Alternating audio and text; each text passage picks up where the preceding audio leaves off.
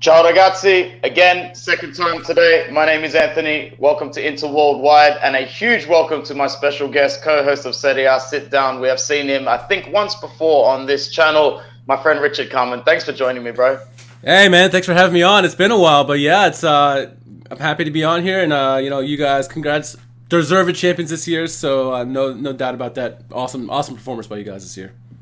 Thank you so much. Modest and humble as always, Richard. And we're here to talk about pretty much match day 38, which I'm just going to start with a little bit of my own pain because I don't want to sit here and gloat and make it like I'm sitting here in paradise, because teams do go through this. So for all us Interisti out there, I just want to remind everybody that in the 2017-18 season, we had a chance to qualify for the Champions League on match day 37 when we lost to Sassuolo at home. We had to go to Rome to defeat Lazio 3-2. And it wasn't until the last, basically 7 or 8 minutes that we knew that we were going through there. Yeah. To get to think that could get any worse. Oh, yeah, it really could, because the next year against Empoli, I'm pretty sure we scored the match-winning goal on the clock about 3 to 4 seconds, the same time that we did the year before. But then there was the drama with us scoring a runaway goal with 30 seconds left, and then it gets pulled back because Keita Balde has pulled back. It was just Pazza Inter to the extreme. So, Richard, it's all for me. It's just all about being able to watch this final day as a neutral in peace. How are you feeling going in towards what looks to be the hottest final day in for the top 4 race that I've seen in recent years, man? Yeah. I mean, I remember that 2017 season very well, and I thought that was crazy. But going now, we got 3 teams with vying for 2 positions here in Champions League spots. It's crazy. You have to think of the 3 teams. Napoli is in best position, the way they're playing and the form that they're in. With Osimhen in the lineup, they just play very, very well, and you expect them to get a victory. But it's going to come down to Milan and Juventus, right? Milan wins and they're in, but they're playing Atalanta, who are one of the most attractive teams in European football. Yeah, they lost to Coppa Italia. They're going to be bitter about that. So I'm nervous, man, because I don't know what to expect from Milan. And, with Juventus, anything can happen. We've seen it before with them, I don't know what to expect. I really don't. Well, it's just going to be a cliffhanger, man. So I guess we'll start with the fixture that we expect to decide the 3rd position or the 2nd position at the very least. Napoli come up against Hellas Verona. Verona, a team that are very much burnt out at the moment. Kudos to them for being that first team in that meaty curve of the table to establish the fact that they were going to be there end of season. They won enough games and got enough points in the first half of the season to allow them to have this sort of blasé little run after about match day 30. If I'm not mistaken, they're the only team that's played 3 fixtures in the last 8 or 9 games, 8 or 9 days. Yeah. Sorry, I'm pretty sure. Yeah. I could be wrong on that, but I just know that they've been playing catch-up games, and I just think there's no way that they're going to be able to contain a Gattuso Napoli, who they're going to want to pile on the goals, to be honest. I don't see this going any other way besides 3 points to Napoli. What about you, mate? Yeah, I'm in total agreement with you there. If this was early in the season, with that defense that Juric has, you would say it'd be a close game. But they've gone on vacation. They're in no man's land right now. They can't progress. They can't decline. So they don't really care at this point. They just want to get embarrassed. But, Napoli have an objective in their mind, Champions League. They would love nothing more to make Champions League and Juventus not make it, right? They're certainly going to get the goals and try to get that. I think they're going to get at least 3 goals in this game. Just the way they've been playing lately, they've been playing well. And then, we saw what they were like with Victor Osimhen to start the season. They were fantastic. I mean, super attractive. He got injured, and then they kind of went blasé. And then they got better, and then now he's back, and they're playing again like they did at the beginning of the season. And it's going to be fun, tasty, man, and they're going to score goals. So if you want to see goals and have fun, watch that game. The other 2 games are a little tighter, I think. 100% they'll be tighter. What do you make of Napoli's season as a whole? Let's just go on a hunch here that they are going to get 3 points and they are going to make top 4. Going into next season, still question marks about Gattuso. Most people that I've had on the channel have agreed that there is absolutely no reason to get rid of this man. I think he's had a season full of injuries, but backroom issues are backroom issues. We don't sit there and we don't listen. What are your thoughts, man? I think unless he finds some way to screw this up on Sunday and they don't make Champions League, then you get rid of him. But I think he needs to stay. He's done really good things with the team. The team's reacted positively to him throughout the season. Yeah, they'll have ups and downs. Many coaches and teams will. But I think he's fully deserved it. I mean, he's really proved himself as a manager with Napoli. We thought he did okay with Milan, but he took that step up with a difficult team, difficult situation, a team that had a mutiny before he got there, and he kind of wrangled things up and straightened it out, and now they have a very attractive offensive team. if they can square away that defensive end where he's kind of known for, they could be a really threat next year for the Scudetto. So I think he needs to stay. I think he needs to stay. The job that he's done there, it's been fantastic, I think. I think it's been fantastic as well, and he definitely needs to stay there next season. All right, let's move across to the two big games that are going to decide it. Obviously, you expect Juventus to get the 3 points against Bologna, no questions asked. It's their last hurrah, their last chance to do it. I'm not too sure they even thought they'd still be in the running for it, but they travel to Bologna. 4:45 a.m. kickoff for me. I'll be watching it with my fingers crossed that Bologna can pull something of a miracle out of their ass, but I just don't see that happening. So how do you see that fixture going then? It's funny because didn't Mihajlovic pick the two referees who are going to be refereeing that match, right? So it's kind of funny that. I mean, part of me thinks that Juve is going to win 3-0. They're just going to have a goal in their mind, objective to get the Champions League, and they're going to do everything they can and get the result. But part of me also thinks, like, that's the half of me. The other half says, you know what, Bologna is going to find a way to make it sticky. 1-1. We're going to see some controversy at the end, and then a PK award in the 90th minute. Juve wins that way. Either way, I think Juventus is going to win. But as much as we want to see Bologna put a fight against Juventus tomorrow, maybe surprise them, I don't see it happen, honestly. Yeah. While I've got you here, what were your thoughts on the Derby d'Italia? It was a good game. I mean, say what you want about certain calls or this and that, but I thought Juve came out with the right mindset. They attacked Atalanta. Atalanta started out like blazing saddles. I thought they were going to score 7 goals, and then they kind of sat back, and Juve, to their credit, adjusted. Pirlo doesn't get enough credit about the adjustments he made in that game. The team really started attacking. At one point, they started dominating the game from them, and opportunities went both ways. But Juventus had 2 clinical goals, beautiful goals by Kulusevski, and the second goal escaping me at the moment. Chiesa thing, right? Quadrado, yeah. So, I mean, they did what they had to do to get the victory, and, full credit to them. But I was expecting Atalanta to do better. I was disappointed by them. It's kind of like we saw, and, part of it in the Champions League when they played PSG a couple years ago. Without Ilicic, they kind of played too conservative. They didn't play Atalanta style, in my opinion. They started out well, but it just kind of went away from it. I don't know if they were, nerves in that. They didn't want to make mistakes, and they ended up making it. I'm not sure, but full credit goes to Juventus for making the right adjustments and getting the win. Yeah, sorry, I thought you were talking about the derby. You're right, it was Federico Chiesa. Derby d'Italia, excuse me. I'm talking about the Coppa Italia. Good. No, but I was actually very impressed, and now that you said that, if there has been, and I tweeted this as well, like, Federico Chiesa has been the real savior for me this season for Juventus. Cristiano Ronaldo has still been fantastic. At the end of the day, scores a lot of goals. But Federico Chiesa, he is the way forward in attack for Juventus. He has got that dirty grit about him. He really, really suits that club, and that's a good signing for them. What do you think? No, I absolutely. I think he turned out the signing they ended up becoming was fantastic. It's who we thought he was going to be when he was at his former club, and now he's really kind of taking the reins of this team.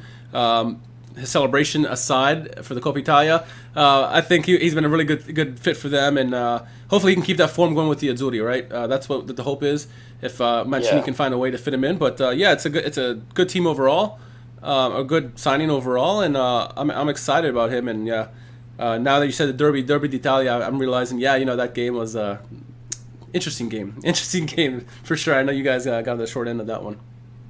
Yeah, definitely. But, at the end of the day, man, Inter did allow Juventus a lot of time on the ball, and, it is what it is. This is a big reason why we knew we had to wrap up that Scudetto before match day 37. I was like, thank goodness you guys did that, because otherwise it could have been we were not going to Turin, bro, needing 3 points. No way. That was never in the plan. Never exactly. in the plan. Exactly.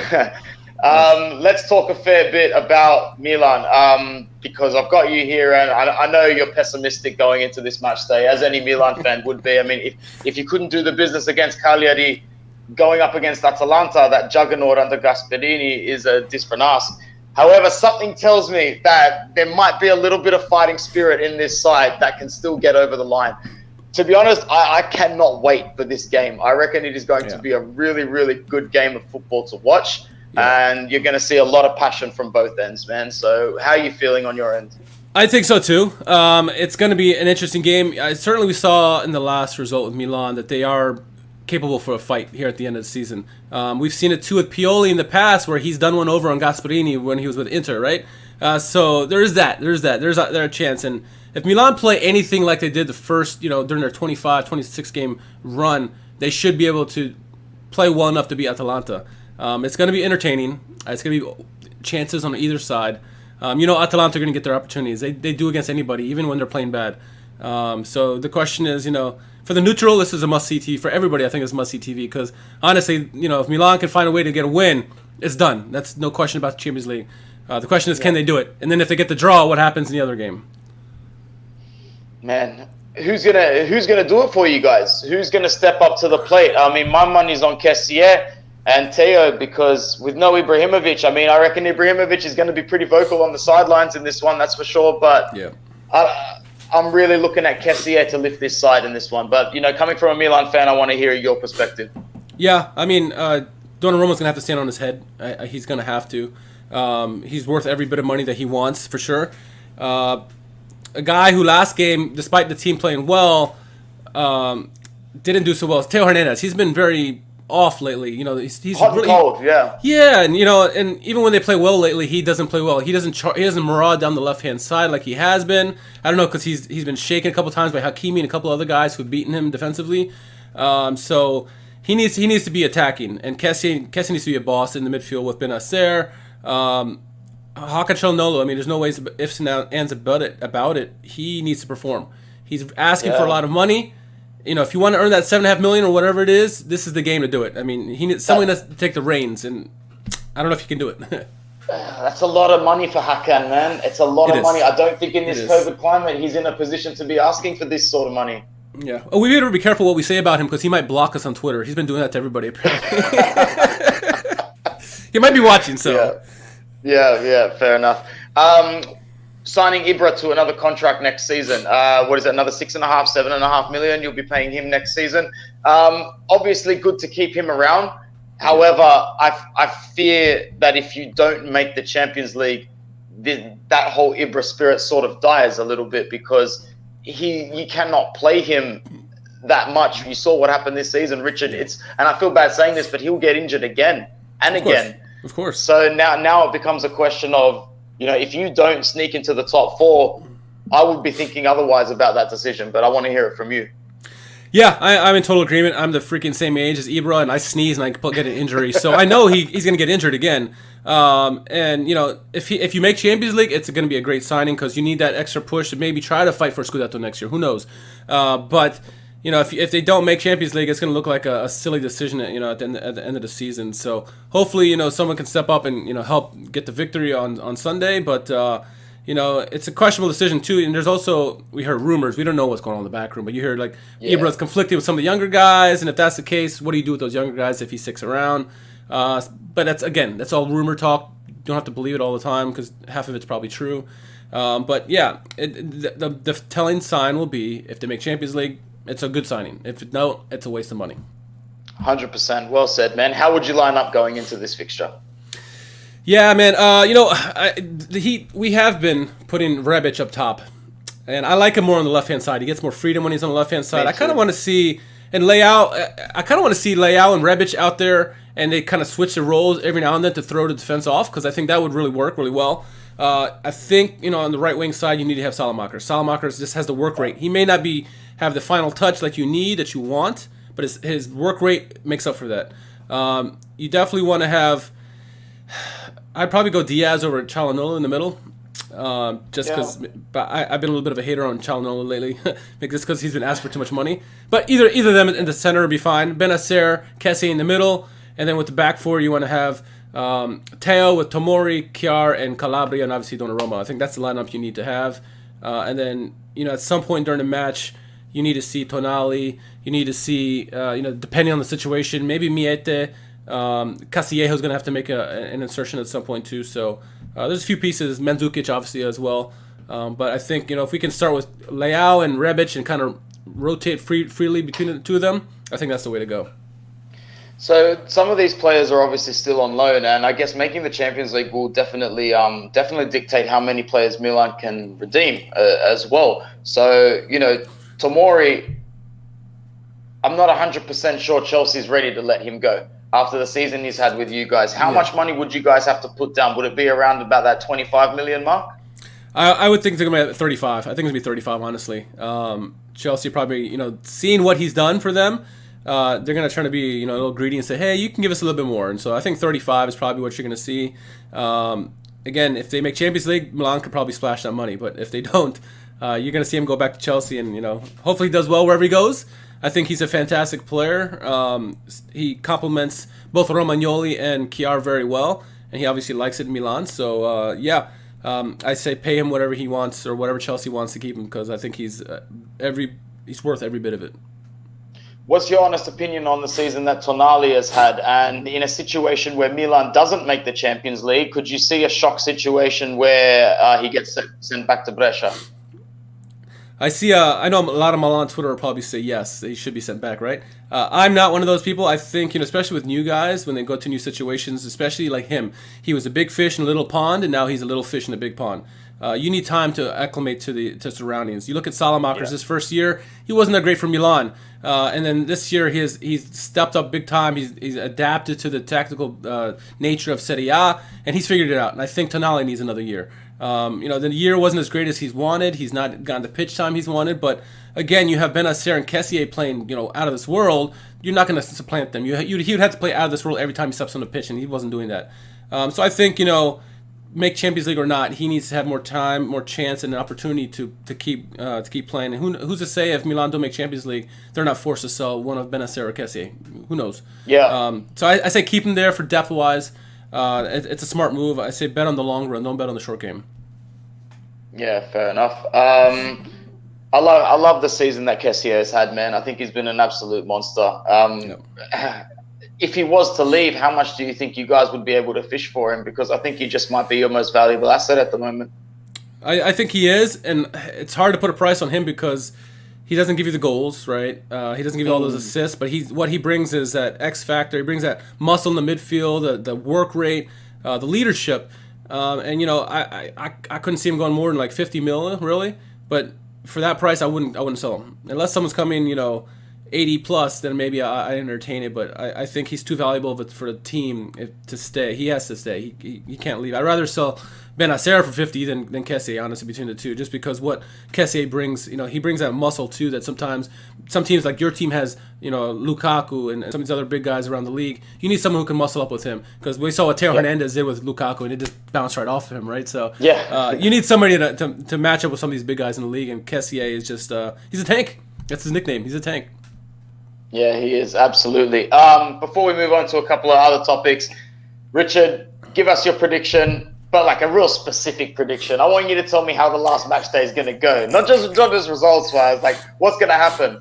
What sort of, the culture gods, what have they got in store for us? It's going to be chaos. It's going to be drama, right? It's going to be pure, like, Berlusconi-type drama end of the season. I think Napoli is going to calm the waters immediately and score 2 quick goals early. And they're going to put that game to rest early, and that game's going to be done. And everyone's going to be focusing on Milan and Juventus. What I'd like to see is, Milan getting 2 surprise goals in Atalanta and finding a way, but I don't see that. I think the Milan game is going to go down to the wire. You may see 1 to 2 goals each team. It's going to be very tight, but it'll come down to the end of the game. And I think Juventus, I'm hoping for is you see Bologna and Mihajlovic trying to stick one to Juventus and play them fairly well. Maybe 11 guys behind the ball and try to make it frustrating for them. I think maybe 1 goal in that game could do it, honestly. So I honestly see it. The way the Serie A gods work. The Italian guys work, that it's going to be both games going to be locked up score-wise going into like 85th minute plus, and then you're going to see a late goal by in either game, and everyone's going to be like, what the heck is going on? I don't know if I hope I'm happy at the end of the day. I don't know if I will be, but I think it'll be drama at the very last minute between those 2 games. I think Napoli's going to win like 3-4-1, something like that. Yeah, well, we're all pronto. We're all ready to go, man. It's going to be chaos, and I can't wait. There's no better way to wake up at 4:45 in the morning than for that. The heart rate just it elevates straight away. Cesare says an opinion on Oak Tree, please. Sure. I spoke with Richard just before we went live and said it's basically a nice little injection of funds and capital to convince Conte, Marotta, and the players that this project is sustainable for the next couple of years, few years. It gives Suning a little bit of time to basically get themselves together, get their shit together, and see what happens after that with the whole China market as well. Richard, what were your thoughts on it?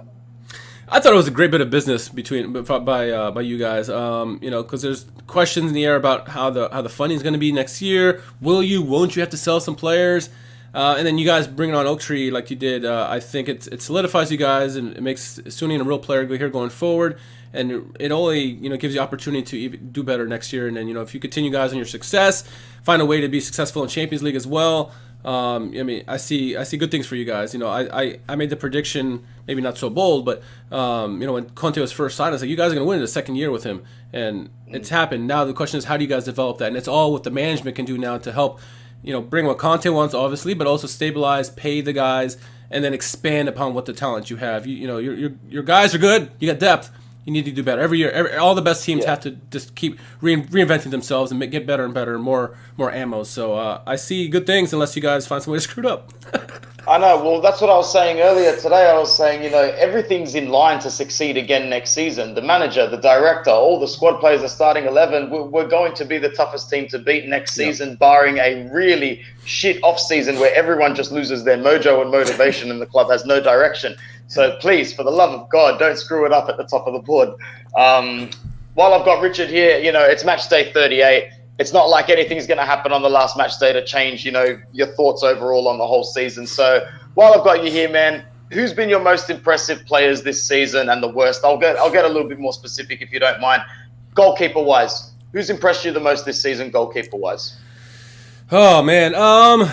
Silvestri with Verona, I know their season's been up and down, but I think he's done really well, made a name for himself, potentially making, into the lineup of the Azzurri, not necessarily supplanting Donnarumma, but I think he's done really nicely. I think good season by him.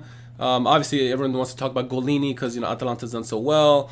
But overall, I think, for me, Silvestri is probably the best one. Handanovic, He is Handanovic. He's great. He has good moments, his bad moments, right? But I think guys like Juan Musa are definitely on your guys' radar because he always has good years every year. It seems like, and so like guys like him, some of these smaller teams that have these goalies that don't get that notoriety because they're not in a top 4 team, but they do perform very well. Silvestri's being one of them.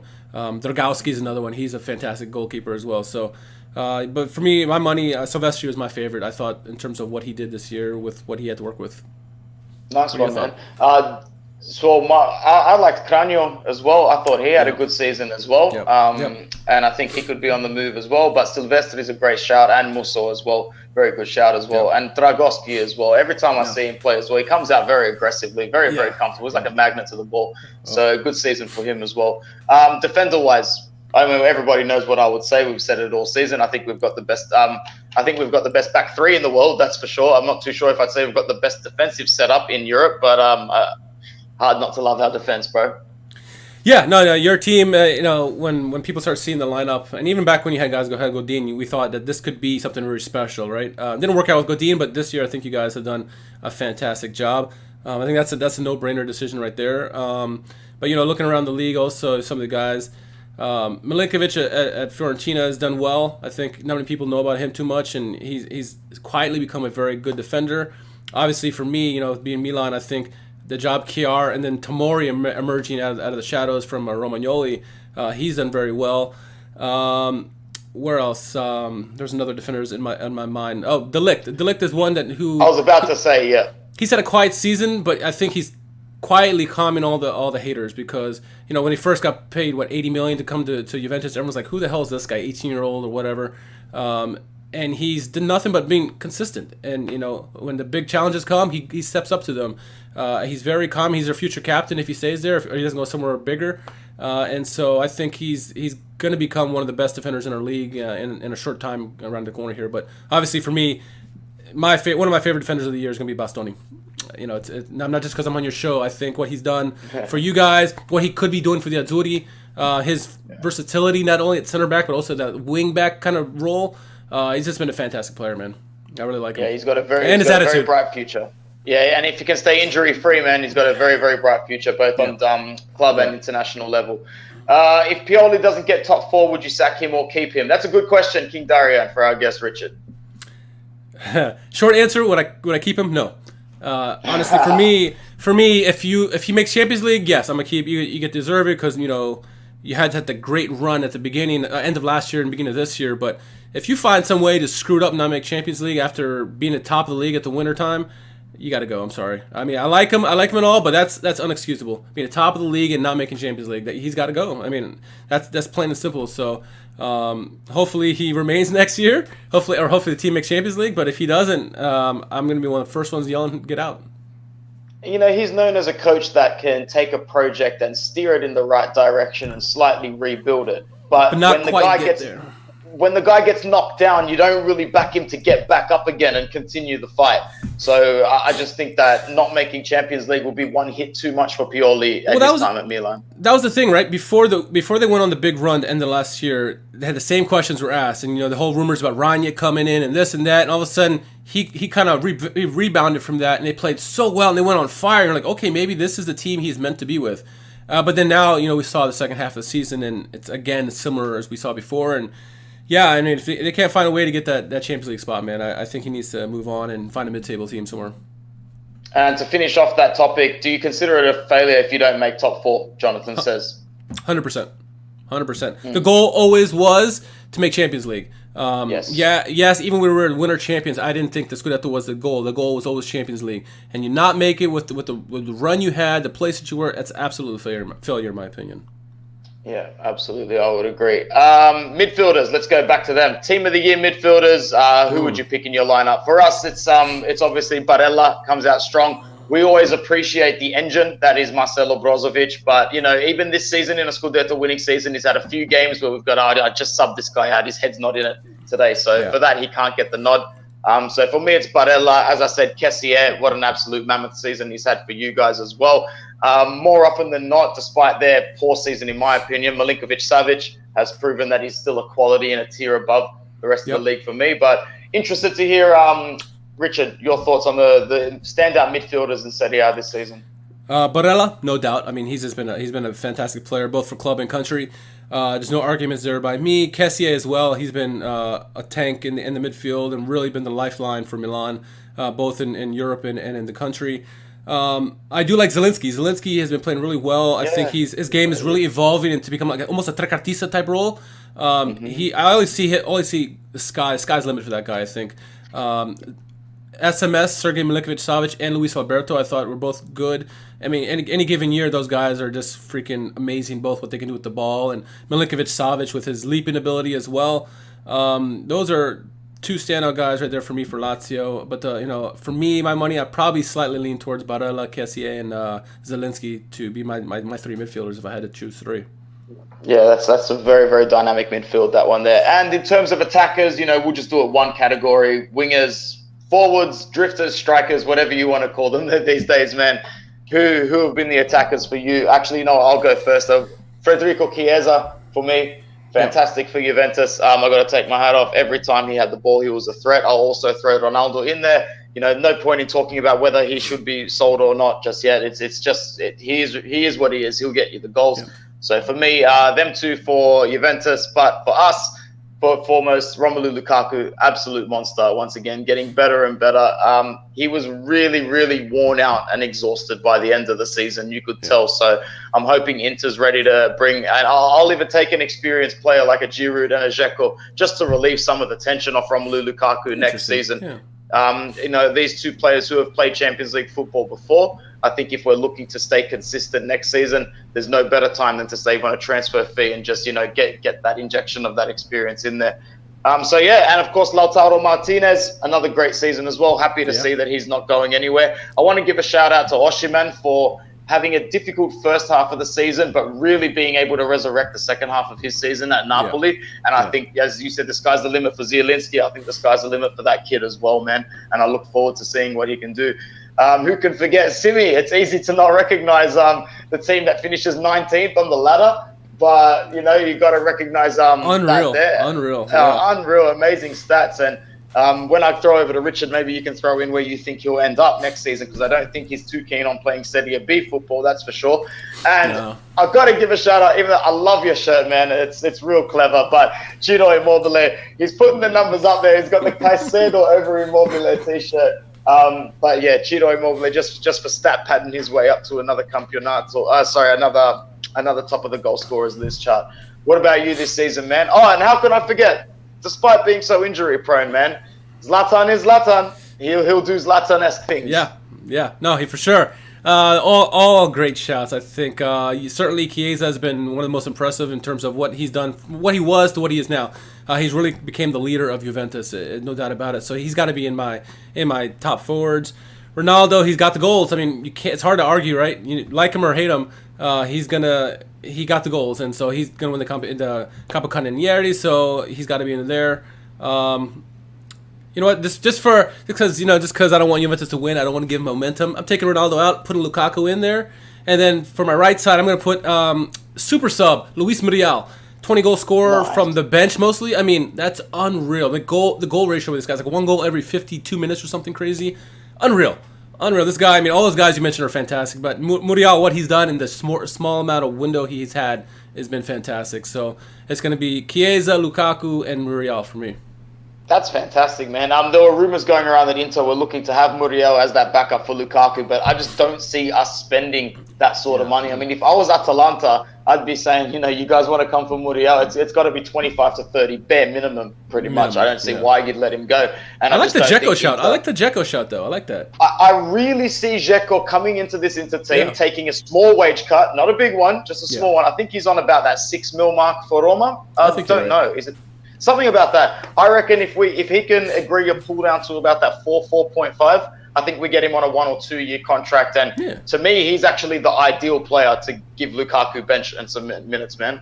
Yeah, no. I think that would be a really good fit, and I think it's perfect time for him to leave Roma. I think they need to go with Mayoral and maybe find somebody else. But I think his time at Roma needs to come to an end, I think, and they need to find a new way to go. Especially Mourinho. I don't know if that'll work with him. Who knows who's going to keep after that. But, that's a good shout. I never thought about that. It's a good shout. I won't keep you too much longer, Richard, but Jono says, would you keep Tonali? And, leading up to that question, where do you think Milan's going to make their changes in the Mercato, in and out? I do think they're going to keep Tonali, and I would. I think he needs another year to acclimate to the team. Obviously, it's a bigger team than he was before. Where are they going to change the Mercato? They need to find a striker who eventually is going to take the reins. Next year is going to have to share the role with Zlatan Ibra. I mixed his first anyway. So they need to find a striker. And obviously you hear the names like Vlahovic and Belotti, but who knows what they're going to get? Depends if they make Champions League who they're going to get. And then the midfield, I'm actually kind of content with the midfield. I think a right winger would probably be important, and I think the defense they just need to keep, in my opinion, Kiar, Romagnoli, and Tamori if they can afford them. Teo Hernandez is obviously the question mark. Many people like him for what he does offensively, but defensively he sucks. I think Maldini needs to take him a sit to the side and work with the boy, because I think no better person to learn from on the left hand side than Maldini. So that's a good shout. That's a good shout. I did not think of it that way as well. I mean, where else are you gonna look? Look in house. Look at your freaking director. He'll help you out there. But I think if they can get a right winger and get a striker, I think those are the two main areas they need to focus in on. And then they should be in a good place next year, assuming they're in Champions League. Assuming. Well, I think I speak for all Inter fans where, we'll be wearing our Napoli jersey, and then we'll just be quietly having you guys rooting for you guys in our heads. But in terms of transfers in and out to Inter, we don't expect much, Richard. I think I speak for most Inter fans when I say it's just all about keeping. We just got to keep our big players. Yeah. This is the best core in Serie A, in my opinion, age-wise, ability-wise. We're very, very lucky that we've got those three defenders on top of your Barella, Brozovic, Christian Eriksen, Lautaro, Hakimi, Lukaku. Yeah. We're a spoiled kid with a big room of toys at the moment, man. Jono says, who would replace Pioli? That's an interesting question because there's a few managers out on the market at the moment, but unless there's deals been worked out in silence, I haven't seen much that Milan have even been sniffing around. No, I mean Allegri would be nice. I doubt he'd come back. I don't want to see Sarri because he'd revolutionize the team, and the team's ready to succeed now. You can't just throw everything apart. Mourinho's obviously out of it, obviously, right? I wouldn't mind to see like a Pochettino, but he's with PSG. I don't know, honestly. That's a good question. What about Spalletti? Would you take Spalletti? I wouldn't mind taking Spalletti. I think he could get them to the next step up. Would they win it? I don't know, but I think they'd make him a contender for sure. Spalletti's done it with with Roma and Inter, obviously. So I think I would take him. I would take him certainly. It'll probably be much of the same you see with Pioli, just a little bit better. But yeah, I can't think of anybody else who would be available that I would take that doesn't have a job, I should say. So I don't know. Interesting. Let's talk just a little bit about the disappointing seasons for Lazio and Roma. So, the Eternal City didn't look good this season. Pretty much from, I thought Lazio would give a good run for top four. You can't say they didn't have their chances, Richard. A lot of the time they were playing make-up games against very beatable opponents throughout this season. They really had their chances. And to be honest, had they not scored a 96-minute goal against Parma, they would have been out of it a match day earlier as well. If I was a Lazio fan, I would be very disappointed with my run-in towards the end of the season and how it turned out. Yeah, it's very similar. Not as similar as the year before. The year before they were fighting for Scudetto, right? But they still struggle at the end. And I think their lack of depth has caught up to them. Teams have found ways to stifle them just a bit because Immobile still gets his goals. They need to figure out, they need to keep their guys healthy. I think they have good pieces there with Immobile, Correa, Caicedo. Murici, the signing was, a lot of money for a guy who hasn't really turned anything out. Maybe next year if he stays, he can turn it around. I don't know, but everybody had a down year it seems like, and they need to figure out their goalkeeping situation, their defenders. Acerbi seems to have taken a step back this year, and I don't know if it's just injury-riddled year or what, but he seemed, especially at the end, he was just out of it, it seems like. And a lot of people were tired at the end, right? You mentioned Lukaku as well. The midfielders, I think, are solid there, and they still have good attacking option. I think they need to figure out defensively and in all positions, really, how to strengthen. And they have no depth. They need to find depth, whether it's finding veterans on the cheap to kind of fill that void. I don't know, but that's what hampered them from winning the Scudetto the year before. Is they didn't have depth. They had 11 players. When you play every 3 days, you cannot survive. And then you saw with this run at the end, the same thing, where a lot of games and Simone Inzaghi is a fantastic manager. What he's done this year with the team, what they did in Champions League and all they had to do with COVID, fantastic job. But they ran their course. They didn't have enough talent, not enough depth. And it's unfortunate, because a lot of good players on their team. They certainly have some really top playmakers between SMS, Luis Alberto, and Immobile. 100%. Well said. Roma, well, Mourinho, he knows how to pick a job. They can't get any worse next season than they were this season, man, to be honest. I see them really bridging that 4th and 5th position next season under Mourinho. But he needs better players. He needs better players than he's got there. I think he'll solidify the defense, right? The defense has been an issue with them. Hopefully he learns or realizes Cristante is not a defender. Mancini has had a shocking season, man, to be honest. He's out of character bad. Before this season, I knew he wasn't everything we wanted him to be, because there was a long time Inter fans thought, this guy, he's shown he's kind of an Inter fan. He's got the Materazzi tattoo. But you know what? I just think we saw it, and he's just not that great. Yeah, him and Smalling had a bad year as well. None of their defenders had a really good year, right? Kumbulla didn't get the opportunities that he wanted, when he came over from Hellas. I think if they get another year under Mourinho with his tutelage, they can figure it out. But I think they still need to have make some additions to that defense. I really love their midfield, and I was disappointed in their performance this year because I thought their midfield is free-flowing. They pass the ball very well. Mkhitaryan and Pedro were fantastic additions. Mkhitaryan's been a revelation this year, right? The fact that they didn't get enough goals going forward, they couldn't stop people. It's just a whole mess with them. Hopefully they can keep their midfield intact, because I like the possession game, and Mourinho will love to play with those kind of guys. Whether he keeps the former Man United guys is to be determined. But if they can move on from Dzeko, keep Mayoral and maybe bring in a Mourinho type striker, and then solidify the defense with some additions, figure out what they want to do defensively, or in the goalkeeper position, because I think Paul Lopez, he's got to go. I think Mirante and even the guy we saw at the end, Fusato, I thought they seemed like they could more than capable to do the job. So move on from Paul Lopez, and I think Mourinho, like you said, a good shot. 4 to 5 is good. Many people are saying, Scudetto. I'm like, they're not going to win Scudetto. As much as Mourinho has to prove it to us that he still got it. He was fantastic with Inter. He's fantastic with all the teams before. But the last couple of years, it's just been a struggle with every team he's gone to. So 4th and 5th, I think, is a good shot. Yeah, I'm telling you right now, that Man United team is lining up with Sergio Romero, Juan Mata, Scott McTominay. You bet next season. Don't worry, man. It's going to be a full-blown Man United with Nemanja Matic as well. Yep. Don't worry, they're all going to the capital city. Oh, fucking A. Last but not least, let's touch on the newcomers next season. Not real, the newcomers. We welcome familiar faces, Empoli, back into Serie A. And a huge shout-out to Salernitana.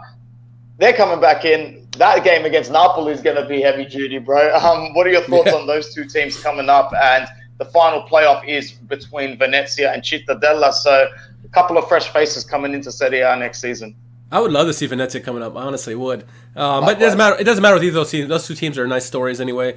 Empoli, I'm excited about them. They've kind of rebranded their style of football to be very more offensive lately in the past few years. I'm curious to see what they can do in Serie A. You know, the big thing for any team coming from Serie B to Serie A is can they kind of keep things going the way they were before. Obviously, it's going to be the talent pool is going to be harder, but you know, keep playing the same way. Don't change your gameplay all defensive all of a sudden. Benevento came out very well at the beginning of the season, but then they kind of fell away. But that's how you have to attack teams in Serie A. You can't just sit back and hope for the best. So Empoli, I'm excited to see them. Hopefully they can, you know, keep playing the way they did in Serie B. They've been very entertaining over the last, 3 years or so watching them. What was the other team again? Lost train of thought. Salernitana. I'm excited about them. About them, and I know a couple guys who actually follow them. And they're like, oh my God, you're going to Serie A. I'm like, I didn't think you guys would do that for a fact, but yeah, it should be fun to see them against Napoli, like you said, and just having them back in the league. It's just going to be fun to watch. I'm just going to hope they can keep punching above their heads like Spezia this season, really, and try to stay in there. That would be great. Yeah, that would be great. Absolutely, and then we'll see who makes it between Venezia and Cittadella. But I'm kind of slightly hoping for Venezia just because I like what they do with their social media and their team overall, and it'd be nice to have a team from that area. So yeah, I don't know. Yeah, that's my thoughts. They got a mean-looking jersey as well, man. I love that jersey. I love it. Yeah. See if I can get one with Esposito on the back. That would be mint. There you go. What else do we got? Yeah. Well, that's pretty much it. That's pretty much it for me. Richard, I just want to thank you for joining us on Inter Worldwide. It was an absolute pleasure. Once again, I think I speak for all Inter fans when I say I hope we see you and your co-host Frank smiling, and all other Milanista smiling next week, because we know what the inverse result of that is, and it's good. It looks good, man. But he might be drunk either way. He might be drunk either way. I don't know. That's a good strategy, bro. I can get behind that. No, thank you for having me. Really a pleasure. I mean, a fan of your show, fan of you, obviously, and just thank you again for giving me the opportunity to come here and talk a little Serie A. Thanks, Richard. And from all of us here at Inter Worldwide, Forza Inter, ciao ragazzi, speak soon.